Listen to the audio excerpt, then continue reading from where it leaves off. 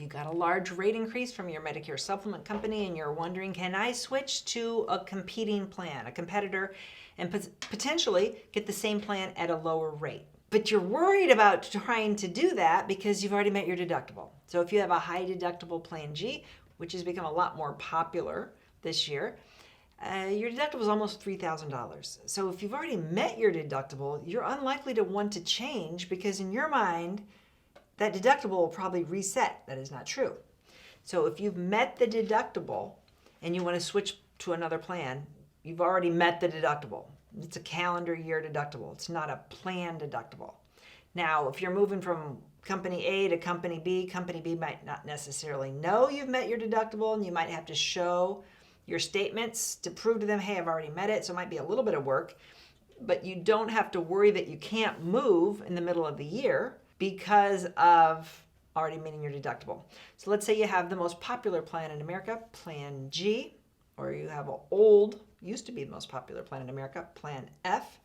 Plan F didn't have a deductible. So if you want to move from F to F, you can do that at any time of year if you're healthy enough. Again, that's the problem. In some states, you can do it regardless of your health surrounding your birthday or your anniversary. When I move from G to G, you've already met your G deductible. G deductible in 2026 is $283. That goes to Medicare. So you didn't give it to that insurance company. So when you switch to another G, you don't have to meet their deductible. You've already met the Medicare Part B deductible. The money went to Medicare.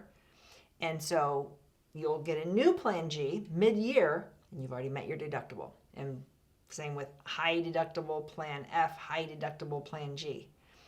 So they always reset calendar year. So every January, boom, you've got a new deductible to meet.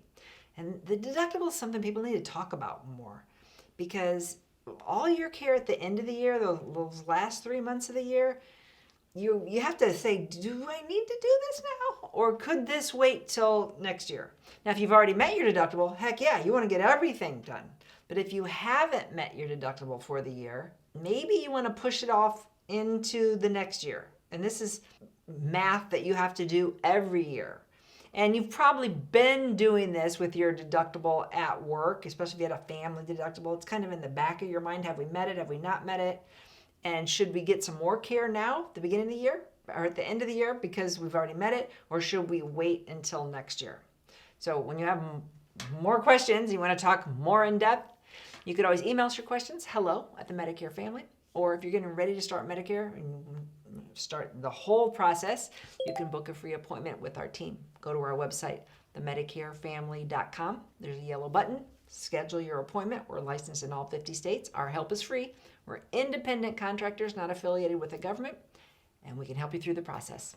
Thanks for watching. If you like this video, you might really like this video. Check it out. And we'd appreciate if you subscribe to our channel so you never miss a great video. We put out one every week.